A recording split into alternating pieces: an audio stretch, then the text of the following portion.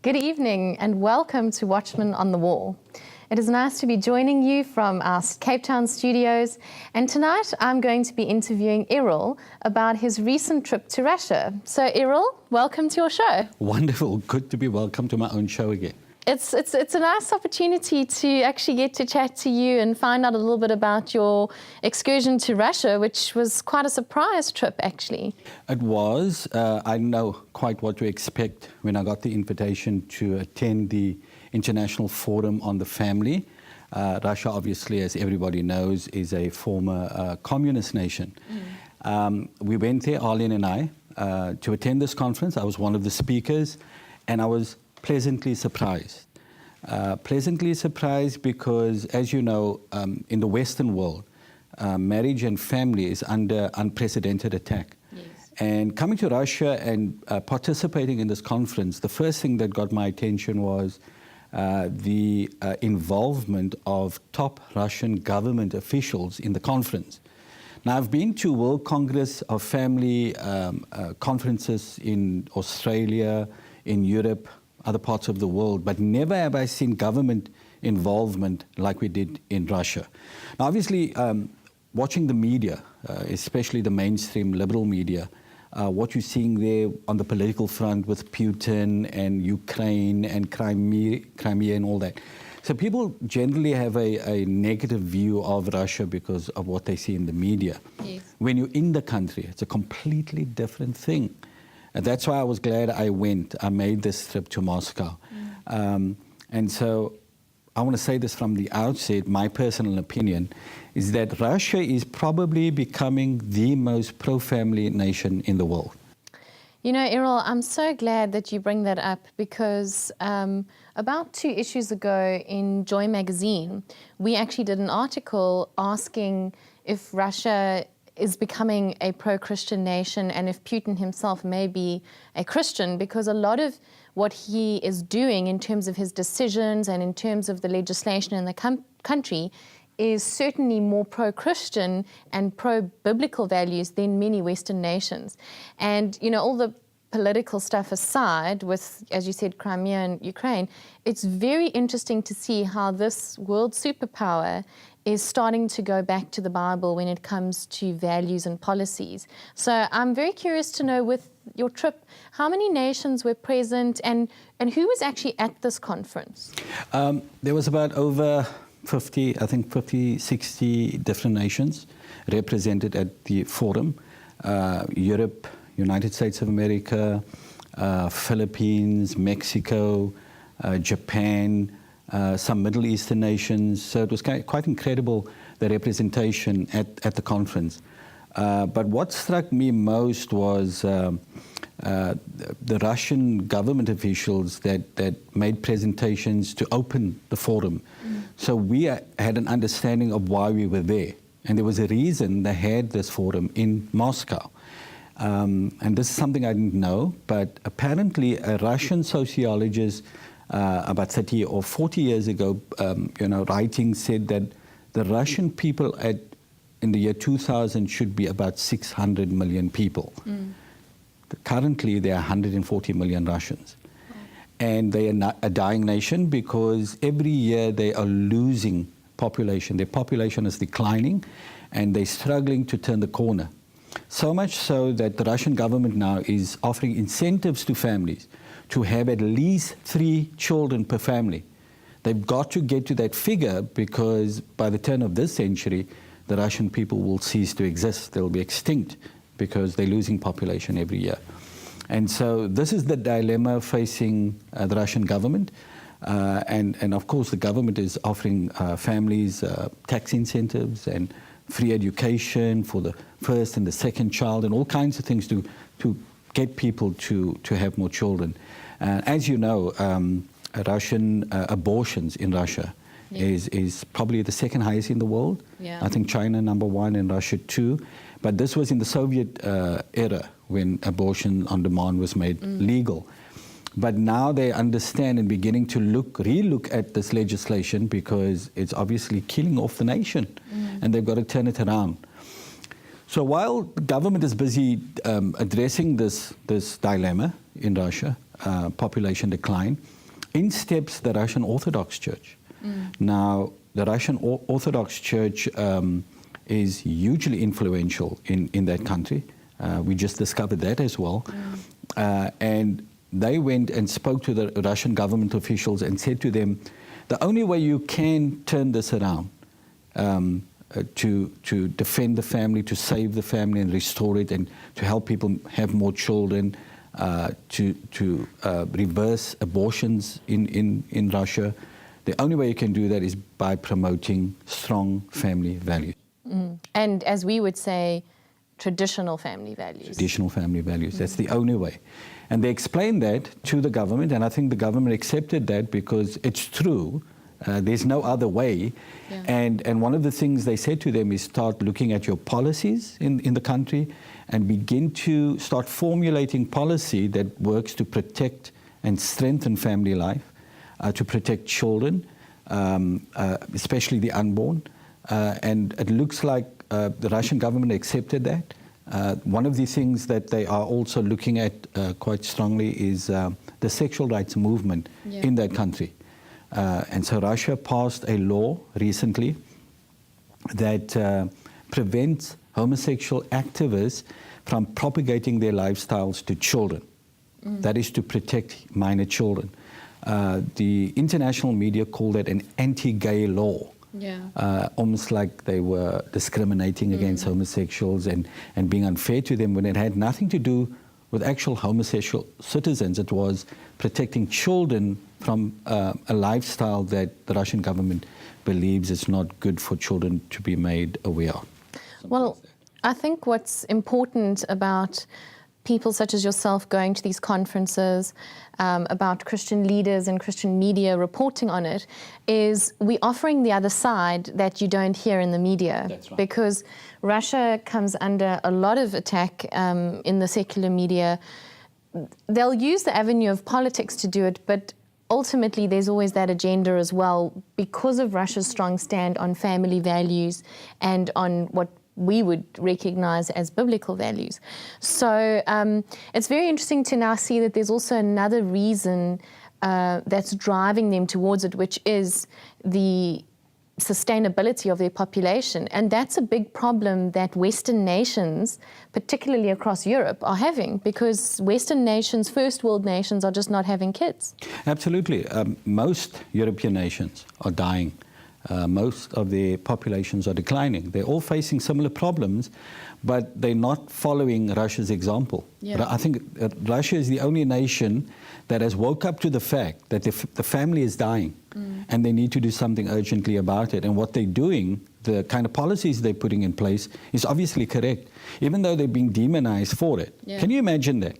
Here's a nation that's dying, population is declining, and they want to reverse this thing, so they bring in pro-family policies to protect the family, to protect children and marriage, the institution of marriage, and they get demonized for doing that, for saving their people and using the only method to save their nation. So it's crazy. But it's also very encouraging when you're going, the conference, for example, was held in the Kremlin Palace. That's how committed the Russian government was to this pro-family forum and all the guests that was coming in from all over the world. We were accommodated in the President Hotel, and when we got there, Arlene and I, and a car picked us up at the airport, and as we drove in, we saw security. The whole thing was gated off, and lots of policemen and people with things in their ears talking into their sleeves. And we were wondering, what's going on here? So the security lets us in. We go into the foyer of this 5-star hotel, and there's black-suited security agents standing around. Only later on we found out that this is actually an official hotel where the President Putin puts his guests when they come to state visits. Wow. So we were staying in this hotel.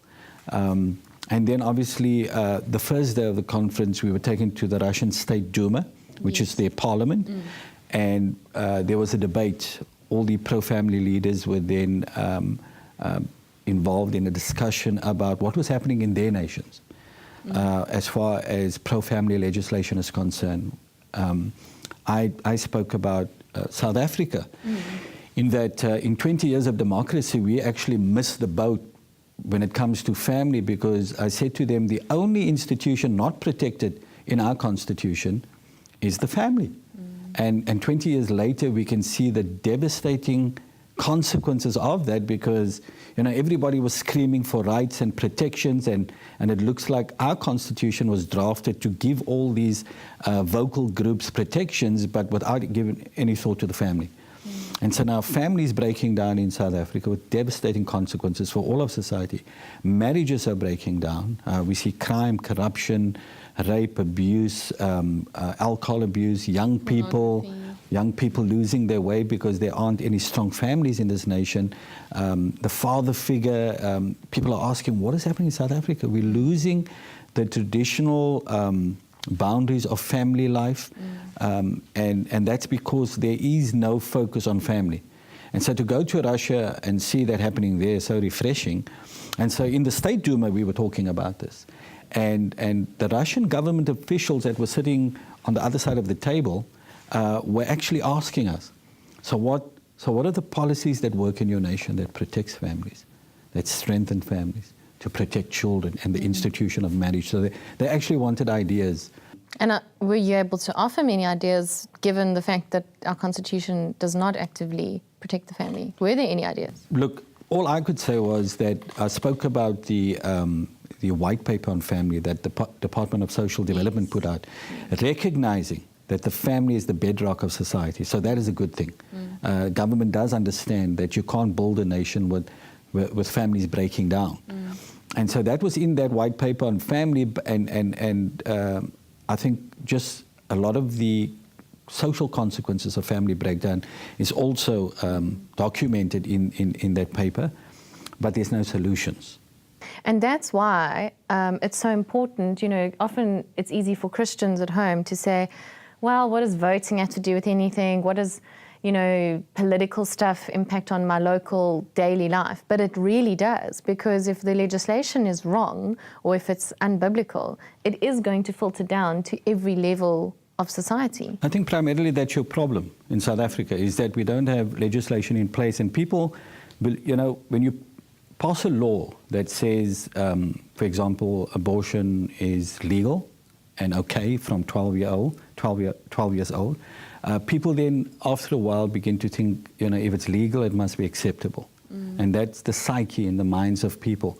So more and more, like the stats are beginning to show in South Africa, that abortions are now being done by more younger and younger girls. Teenagers are now doing the majority of abortions, because the young people are believing, the older sex still have traditional values and understandings, but the young ones that have been born into this new free South Africa, they have this belief system that anything goes, I can do whatever I want, and if it feels good, just do it. Because that is sort of the philosophy in South Africa today, this human rights understanding. And so more and more younger girls are having abortions because our laws says it's acceptable. And even in the church made a big noise about abortion on demand when it was legalized, and then later on just, okay, so it's legal now, there's nothing much we can do, so let's just accept it and go along with it. I think in Russia, all the red lights are beginning to flash, that they need to change things, and they need to change it in a hurry. And I think the key thing that happened there was the church got involved. In other Western nations, they're beginning to recognize certain of these problems that we're talking about, these issues, but because the liberals dominate government, they dominate media, they dominate the legal fraternity. Whatever the problem is, we try to find a liberal kind of response to it that doesn't interfere with people's human rights to live and do, however they please. We try to find other ways of, we were talking about, for example, the spread of HIV/AIDS, that you can't, in the media, you don't get the truth about what actually causes that spread and how we can arrest it and stop it and reverse it. And because we don't have the truth, we can't reverse it. because you need the truth. You need facts, hard facts, to deal with any kind of issue. And I think in Russia, what was great about this conference, and I mean it was the Russian State Duma the first day, the next day it was hosted in the Kremlin Palace, of all places. The Kremlin Palace, there was presentations from Russians, but all in families. So families came together and did song and poetry and acts, but all done in families. And they kept on putting the message out there that family is important. Family, family, family. It was incredible to be at this place to see this love for family, understanding of family, and how vital family is to the growth, the health and the prosperity of a nation. To see that, and they got that message across from the government to the church, to institutions, just everybody there have a great understanding that family is vital and important to a nation. So it was amazing. We're going to take a break, so stay tuned and we'll catch up with you in a minute.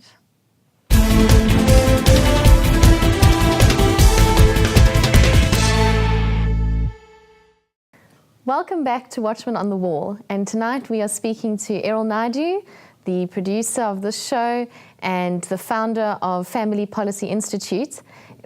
Errol has recently returned from a conference in Moscow. And Errol, it's been very interesting to hear how Russia's leading the way with family values. It is. It is, because I didn't expect it. Neither did Arlene. So it was a surprise considering what is happening in the rest of the world. And of course, the demonization of Russia in the media. What was also interesting was where we had the conference, where it was hosted, and the amount of trouble the Russian government went to host this conference. So the first day was in the Russian State Duma, which is their parliament, and we had this debate with government officials. The second day was in the Kremlin Palace, which was followed by, in the evening, by this incredible artistic presentation of Russian culture, an open air thing in the Kremlin Square. And yes, the other thing that got my attention, so we're sitting in the Kremlin Square, and I can see in the foreground the Kremlin Palace, where the government, where Putin lives, and his office and all of that. But the square where they had the open air concert is surrounded by churches, 5 churches. They have those with the gold domes, but surrounded by churches. And this concert was one of the best things we've ever seen, Arlene and I, because they had all these different dances and, of course, the ballet, and nobody can beat them at that. They really gave a seamless, flawless performance. It was the most impressive thing that we've ever seen. And you can see a lot of money and effort and rehearsal, and all of that went into presenting this to the pro-family delegates. And then the third day it was held in the Christ the Savior Cathedral. Now this is a massive, very famous church in the heart of Moscow. And the story they told me as we went to this place was that in the Soviet era, one of the Soviet leaders leveled the place. They destroyed the church. The Soviet government didn't like Christianity and tried to obliterate churches and get rid of anything that was remotely religious. And this is what we were amazed to hear, is that the Russian government is now involved in rebuilding all the churches that the previous Soviet era communist government destroyed. So it's government money rebuilding churches and helping to get all these churches up. Now, I couldn't believe that. All in all, that looking at each other, say, is this for real? Yes, it was. Because we met the top leader of the Russian Orthodox Church. And you can see the respect and honor that is given by Russian government officials to the church now. In fact, in Russia, you cannot mock the church. They've got laws against that. You cannot do that. Because so many people are part of this Russian Orthodox Church, or people are religious, and they don't tolerate that kind of thing. So there was a lot of things that was very surprising in Russia. It's not, you don't read it in the media.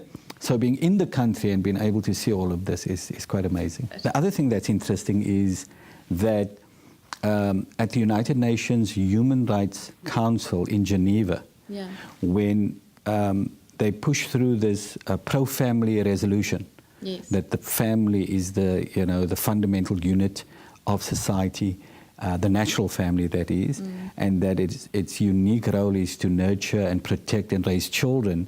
When they wanted to put that thing through, Obama administration, the Americans, and the European nations, the British, Sweden, all these countries, tried to block it.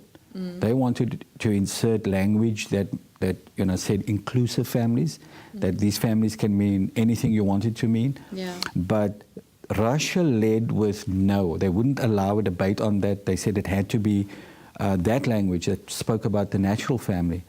And South Africa, for the first time, because South Africa usually votes anti-family at the United Nations. Yeah, very liberal. Correct. It's the first time they broke with that pattern and joined Russia and the other African states and voted for this pro-family resolution. So my thinking is, it's just a theory, is that Putin is beginning to have an influence perhaps on Jacob Zuma and the South African government, because they are in this, this BRICS nation thing, Brazil, Russia, India, China, and South Africa. And so he's spending time with him, and what's happening in Russia might be rubbing off on Jacob Zuma, because we face a lot more problems than Russia's facing as far as family breakdown is concerned. Because you look at the rape and the child abuse and school dropouts and teen pregnancies that's going through, the abortions are off the charts. So we're facing massive social problems, and all of it is because families are breaking down. So they're facing a different kind of challenge. It's because of population decline. They do have obviously crime and corruption and those things, but not on the scale that we have here in South Africa. But interestingly enough, the solution for Russia's problem is the same solution for South Africa's problem, and is the same solution for every nation's problem in the world. And that is protecting marriage and family, and that's the only way you can heal a society, is that you protect the institutions that God has given us to build strong, healthy, and viable societies. Now, picking up on what you've just said, when the nations had to give a presentation in the Duma, you mentioned there were roughly about 50 nations represented. I'm quite curious to know, out of all the nations that gave presentations, which nations seem to be really struggling with protecting the family and facing this onslaught from legislation and society? Mostly the Western European nations. They are really in trouble. It is horrific to hear what is happening in nations like that, because, this term demographic winter. Yes. Yes, which you wrote about in Joy magazine. Now, places like Spain, Germany, France, all of these nations, Switzerland, they're suffering that. They're losing people. It's all dying nations because they turned their back on God, their heritage, and they've consequently turned their back on family, the family being the central focus of a society. And the result is devastating for them. And then you look at Eastern European nations, a little bit different. In Eastern European nations, there's still a strong family philosophy. And they're fighting harder for marriage and family in Eastern European nations.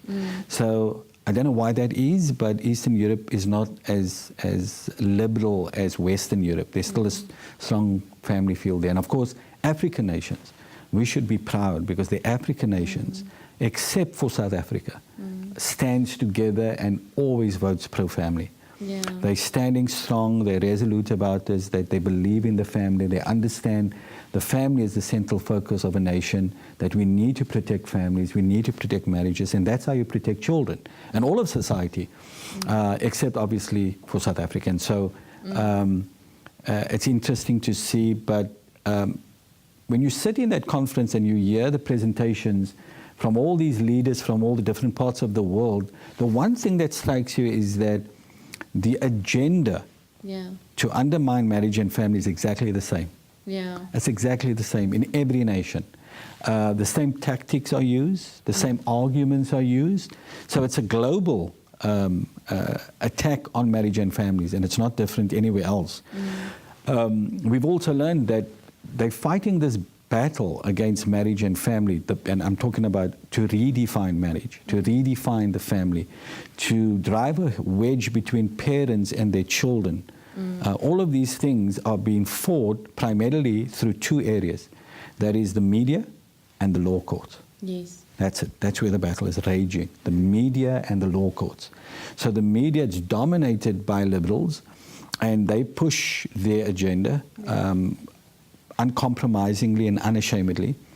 And then they use the law courts because there's a lot of liberal judges to advance their agenda, where even, like in America, for example, where states have actually voted, the majority of people have voted in states to protect marriage as a man-woman institution, judges, unelected judges, come along and just overturn that. Yeah. Overturn the will of the people.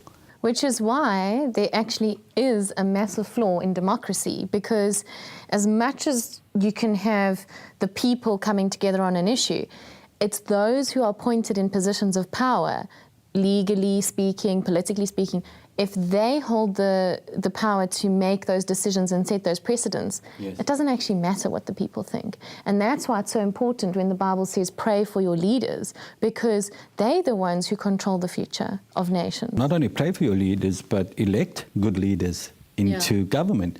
For example, when I did my presentation in this beautiful room in the Christ the Savior Cathedral, the person chairing our sort of discussion was a very important government official, Elena Mussolina.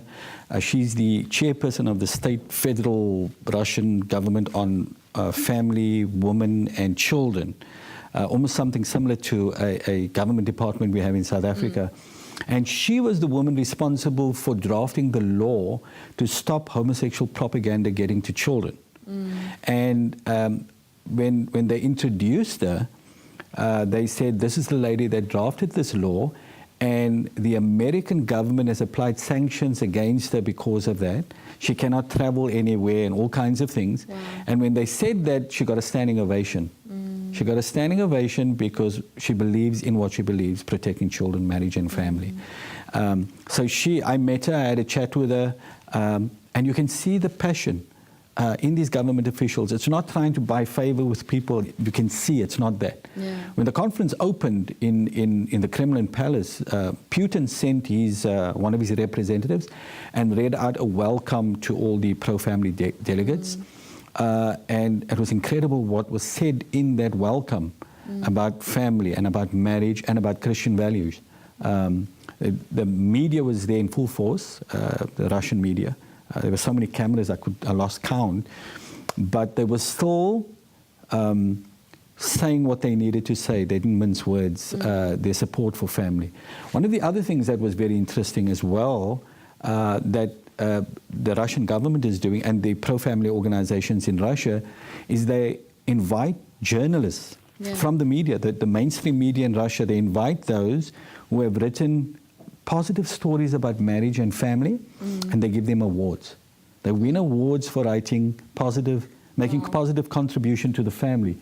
It's very interesting to hear you say that sanctions were placed against that woman, because you think to yourself, what level have we stooped to as society that just for someone standing up for positive values, nations would put sanctions against them? Yet criminals can move freely. You know, you've got money laundering happening, you've got sex, human trafficking. That's one of the biggest problems in the world today. But instead of focusing the energy and effort on that as nations and governments and border control, they'll actually go as far as to put sanctions on an individual woman who's in parliament in Russia. And you really see how we've lost the plot. But I find it very interesting and to watch the space to see how Russia is fast becoming the bastion of those Christian values, and as America's superpower declines, Russia's superpower is very fast emerging and re-emerging. And, you know, America and Russia have a very strained relationship. And in fact, I met a fruit producer recently who was telling me that because of the economic sanctions placed against Russia by America and a lot of Europe, what's actually happened, this is just on, let's say, a level with fruit, but it applies to many other layers as well. There is now a complete oversupply of pears. And what happened is now with all these pears being oversupplied, because now Russia, they've banned imports into Russia, they're now pushing those into Africa, and then all the fruit producers in Africa have got a problem because they've produced fruit for Africa, but Europe's now sending all of their fruit into Africa. So it's completely messing with world markets. And you just realize how when governments have agendas, it doesn't just upset the political realm, but it filters all the way down to the economic and the social level. And the individuals on the bottom, on the grassroots, are the ones who's affected. So when judges make decisions that are anti-family, or when politicians take legislation that limits the power of the church, it affects those people on the grassroots level. And economically, that was an important point you raised there, because that demographic winter, a number of the pro-family leaders from around the world made the comment that the family, when family breaks down and when governments work against the family, like the Obama administration is doing, like the Cameron government is doing in Britain, then they're committing economic suicide. Yeah. They're undermining their own societies. They're causing, as you say, they're causing problems all across the world, because this is knock-on effect. When they apply sanctions against Russia, it means Russia is not receiving things. I saw television footage of European farmers dumping their fruit and all these things that they can't sell to Russia anymore, dumping in front of the government offices, just dumping it there in the streets. So this is not working for anyone, and especially in South Africa. And so I'm grateful for just the opportunity to go to make up my presentation. Apparently, they loved my presentation. Something is happening at the United Nations soon now, where they're going to be pushing a resolution that protects family, and that the fact that children deserve to have a mom and a dad. A lot of what has been pushed by Planned Parenthood and other liberal organizations at the United Nations is that children, young children, the most important thing they want is sexual rights. They want laws to protect them so they can have sex with whoever they want to at a young age, and their parents, and nobody can get involved. That's what these liberal organizations are doing at the United Nations. They're training young children, bringing them there to make presentations, to say this is the most important thing children want today. Ridiculous. Obviously, the most important thing children want is to have a mom and a dad, to be in a family. And the Family Rights Caucus at the United Nations is leading the charge on that. And they've even invited me to come and speak about South Africa there. So, what happened in Russia has changed my mind. It's also encouraged me that if the Russian church can have such huge influence in government, in policy to protect marriage and family, then we can do it here in South Africa as well. So, Errol, just sort of in closing, the takeaway thoughts that you have from this conference, do you have hope for the future, for this country, for Western nations? Is there any light at the end of the tunnel in terms of going back to protecting and celebrating the traditional family in those nations? There's plenty of light at the end of the tunnel. I always have hope. As a Christian, we must have hope. Jesus is on the throne. Yes. He's sovereign. He's in control. I think this presents an opportunity to the church in South Africa. Everything I've seen in Russia tells me that when the church gets involved and begins to proclaim the truth, and even to government, then we'll begin to see the turnaround. I still believe there's great opportunity in South Africa for the church to be the prophetic voice to our government. Our government understands the problem. They know that families are breaking down, and the chaos we see in society as a result of family breakdown. So they understand it. They just don't have the solutions. The church has the solution. It's in the church, but we're not doing a good enough job of articulating and promoting the truth to our government. So that's the hope we have. We can turn it around, but the church needs to rise up and become more proactive. We're going to take a break, so stay tuned and we'll catch up with you in a minute.